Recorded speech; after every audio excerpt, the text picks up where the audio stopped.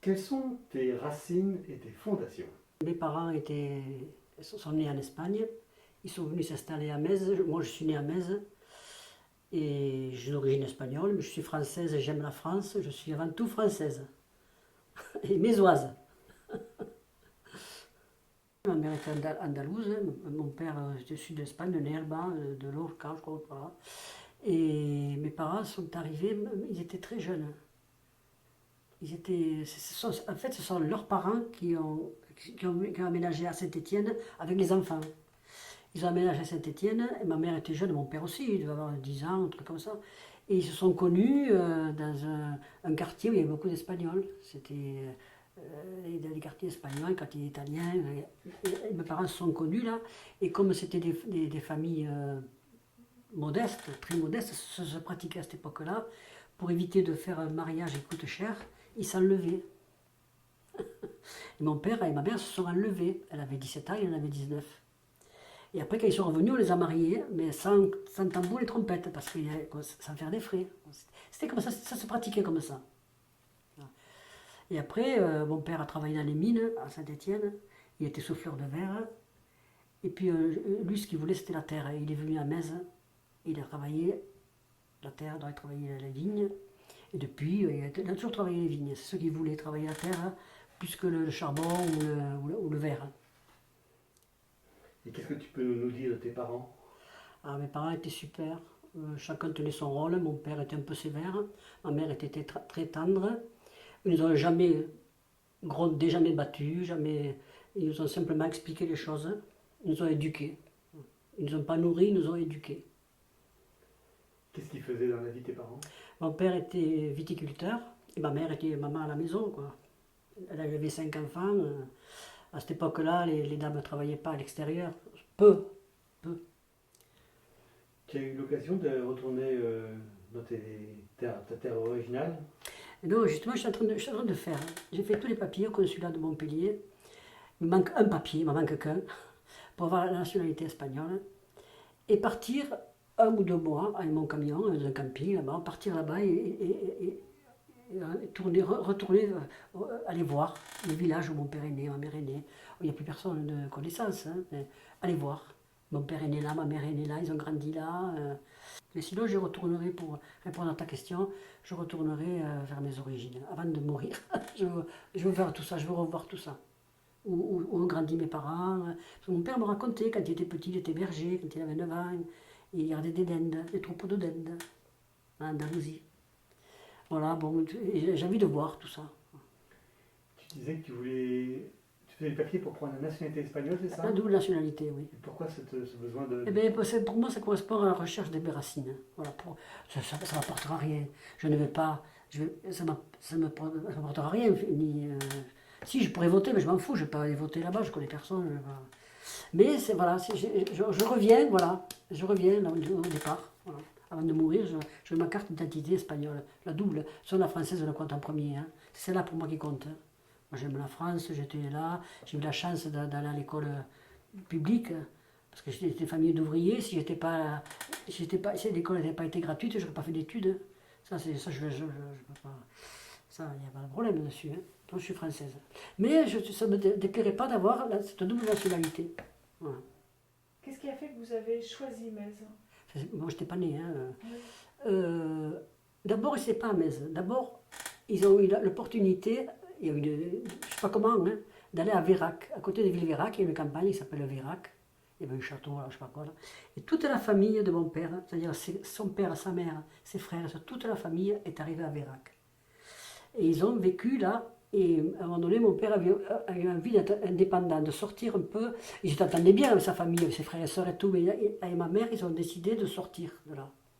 Et ils ont l'opportunité de venir à Metz. Il y avait un terrain, justement, il y avait un patron qui cherchait un ouvrier, qui cherchait un fermier qu'on appelle. Un fermier, c'est un gars qui s'occupait des propriétés, le patron, il ne s'en occupait pas. Et mon père est venu là, et ils l'ont logé et tout. Ils l'ont logé face au port aux barques. La maison appartenait au patron. Voilà. Et puis mon père, la terre, ça y est, ça a été fini, il n'a fait que ça, il n'a pas voulu changer. Il était jeune à cette époque-là. Hein. Il n'a pas voulu changer parce que ça devait être juste après la guerre. Moi, je suis né en 1946, après la guerre, mais ils venaient d'habiter à Metz. Mais au départ, c'était Vérac. Et qu'est-ce que tu as appris de tes parents? Ce que j'ai appris de mes parents, ben, ils étaient fidèles, ils étaient sérieux, honnêtes, travailleurs, que de bonne qualité, à mon avis. Hein. Et quel enfant tu étais, toi? Ah, moi, j'étais un peu dissipé. À l'école, non, j'étais sage, j'obéissais, j'étais élevé comme ça, mais dès que je pouvais grimper aux arbres, dès que je pouvais grimper sur les murailles, quand on m'a opéré de l'appendicite, j'avais 9 ans, le chirurgien a dit à mes parents, bon, elle rentre à la maison, mais il ne faut pas qu'elle bouge, hein, il faut qu'elle reste assise, tranquille. Et quand je suis arrivé, je suis grimpé sur un cerisier, j'ai commencé à à manger des cerises. Mes parents étaient affolés, ne bouge pas, on te descend. Voilà, très espiègle, je chantais beaucoup, je chantais toute la journée. Et j'aimais la musique. Tu as dit que tu avais des frères et sœurs, c'est ça? Oui, j'ai 2 frères et 2 sœurs Quel- qui sont encore en vie, heureusement. Quels étaient les rapports avec eux quand tu étais petite et comment tout ça a Ah ben, les évolué? 2 aînés, je ne les ai pas connus puisqu'ils étaient partis de la maison. Il y a eu 2 aînés, un temps assez important, où ma sœur est née, puis moi et mon frère, et là, tous les 3, on a été élevés ensemble. Mais les 2 aînés, quand je suis née, ils étaient déjà partis, quoi. Ils étaient déjà mariés. Et d'où venait cette grande différence? Mais je sais pas. Je sais pas. Mon père et ma mère avaient 17 ans, mon père a 19 ans quand ils se sont mariés. Ils ont eu mon frère et ma soeur tout de suite. Et après, il y a eu peut-être la guerre. Peut-être la guerre, je ne sais pas. Il y a une sœur après qui est née pendant la guerre et moi je suis né après la guerre. Et mon frère, bien sûr, après la guerre.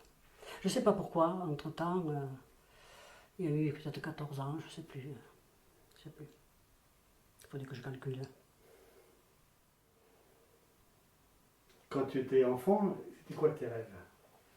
Ah, moi, mes rêves, j'habitais au port aux Barques, à Metz, et je regardais Sète en face, et je disais, quand je serai grande, j'habiterai, je travaillerai à Sète, et j'aurai une voiture décapotable. J'ai acheté l'appartement à Sète, et j'ai jamais pu y travailler, j'ai jamais pu, j'ai demandé, mais j'ai jamais pu. Mais bon, j'ai eu une voiture décapotable. Et actuellement, j'ai l'appartement à Sète, et j'y suis la moitié de la semaine. Est-ce que tu peux nous raconter un souvenir particulier de ton enfance qui t'aurait marqué?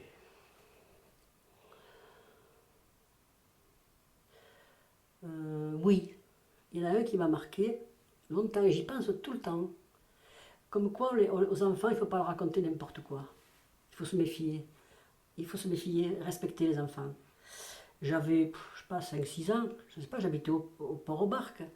Mon père était viticulteur, ma mère à la maison, et j'avais un petit copain, dont je ne donnerai pas de nom là, hein, un petit copain de mon âge, et il me dit, on va au TOC, on va à l'étang, si tu veux venir, mon père et ma mère, on t'amène.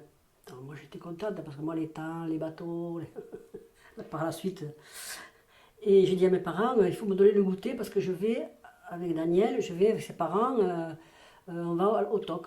Alors, non, mes parents, ils disaient, bon, c'était des gens sérieux, ma mère me prépare un goûter. Je prends le goûter, je m'assieds, je ne rentre pas chez eux parce que j'étais bien élevé, on ne rentrait pas chez les voisins. Je m'assieds sur le seuil de la maison et j'attends. Au bout d'un moment, ma mère le sort, elle dit, mais qu'est-ce que tu fais là? Je dis, mais j'attends. Elle me dit, mais c'est 4 heures, c'est 5 heures, ils sont déjà partis, ils t'ont pas pris. Ils ne m'avaient pas pris. Et ça, et chaque fois que j'ai affaire à un enfant, je me méfie de ne pas raconter de bobards. C'est très important, voilà, pour moi. Voilà un souvenir douloureux. J'en ai pas beaucoup de souvenirs douloureux, mais celui-là, il est douloureux. C'était pas physique. Voilà. Est-ce que tu peux juste préciser pour ceux qui ne connaissent pas ce que sont les TOC? Ah ben, les Tocs, c'est un banc de sable qui part de Sète jusqu'à Marseillan, au fond de l'étang de Tours. Alors, je connais pas trop l'histoire. Hein. Il y a des légendes là-dessus. J'ai un bateau, j'y vais tout l'été là-bas. J'adore l'étang de Tours, j'adore les Tocs. Souvent on me dit, mais pourquoi tu ne pars pas en vacances? Partir en vacances, mais où? Là, je suis bien, là. Je n'ai pas envie d'aller aux Seychelles, hein. Je sais très bien, là. C'est vraiment un bonheur. Moi, c'est un bonheur d'être sur les Tocs. Quel élève tu étais dans ta scolarité? Je n'étais pas une super élève, mais j'étais sage et je faisais mon petit travail. Je faisais moyen, voilà. Je passais chaque fois, ça passait. J'étais pas brillante, hein. J'étais pas une cloche, ça passait. Est-ce que tu peux nous dire jusqu'où tu as fait tes études? Jusqu'à une licence de biologie. J'ai fait un doc de biologie et une licence. À l'époque, c'était comme ça, je ne sais pas comment c'est. Je sais pas comment c'est. Et est-ce que c'est possible que tu puisses nous donner les noms des établissements que tu as suivis Moi, j'ai fait Louis le Grand. Et puis à la fac, je suis allé à Jussieu 7, Paris 7, je crois que c'était. Et Paris 6, Paris 7. Non, c'est Paris 6. Paris 6. Et j'ai fait le doc là-bas et la licence, je l'ai faite à Montpellier. Et ça a débouché sur quoi C'était pour être au niveau, pour savoir de quoi je parlais. Parce que moi j'étais technicien de laboratoire, je voulais savoir, quand je disais quelque chose, quand je faisais quelque chose, d'où ça venait, le fond des choses. Hein. Voilà. Par contre, du coup, ça me fait penser qu'à l'époque, tu avais la fanfare, le réveil mésois. Ils enseignaient pas, eux? Non, mais j'étais petite là, j'étais petite, les réveils mésois, je l'ai connu. Je me rappelle très bien d'un certain Alphonse, que j'ai retrouvé il y a 7 ou 8 ans, quand il est décédé, à l'EHPAD de Metz. Je lui ai dit, vous savez, monsieur Alphonse, moi, il fait rêver quand j'étais petite. Je vous suivais, enfin, pas lui, la fanfare, je vous suivais, il était content, il m'a regardé, il était âgé, il est mort depuis. Hein. Il me regardait comme ça, je dis, vous m'avez fait rêver, monsieur Alphonse. On vous suivait, et je suivais le bœuf. Mais à cette époque-là, le bœuf, il ne sautait pas, il allait tout droit. Il ne montait pas sur les balcons, tout ça, il allait tout droit. Et je le suivais parce que je savais qu'il ne se retournait pas. J'avais peur. Ça faisait peur, hein, j'étais petite. Hein. Il faisait peur, le bœuf. Hein.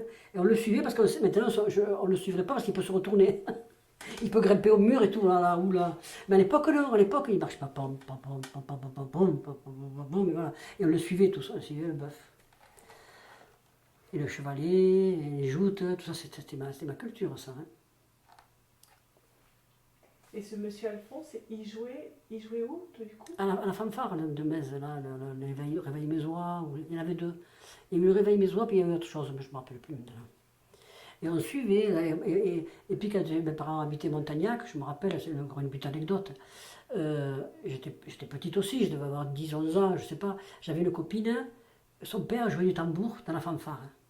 Alors elle me disait, on va aller à la retraite ce soir, au flambeau, tout ça, viens à la maison, et puis on ira, avec mon père, on ira à la fanfare, enfin, pour suivre. Hein, tout ça. Alors je suis allé, moi je voyais cet homme, oh, je l'admirais. Il se préparait, il mettait la cravate, il tendait les pots du tambour, je regardais, le tambour, tap, tap, il réglait son tambour. Je lui dis, monsieur, il s'appelait Madame, je ne sais pas si je peux dire, je peux dire le nom. Oui. Je dis, monsieur, Madame Ned, vous pouvez m'apprendre à jouer au tambour? Il dit, mais c'est pas un instrument de femme, ça. C'est pas pour les filles, ça. Puis c'est très dur. Et personne n'a jamais voulu m'apprendre à jouer au tambour. J'aurais aimé qu'il m'apprenne, hein. Comme ça, là. C'était le père de ma copine, chez lui. Je pensais qu'il pourrait m'apprendre. Hein. Il avait dit, c'est pas un instrument pour les filles, ça. Mais je me rappelle que je voyais tendre sa peau, déjà, le tambour. Et puis, on le suivait. On suivait toutes les copines, on suivait la fanfare. Enfin, c'était la retraite, qu'on l'appelait. Que de musique militaire. Hein. C'était après la guerre, c'était que des musiques militaires.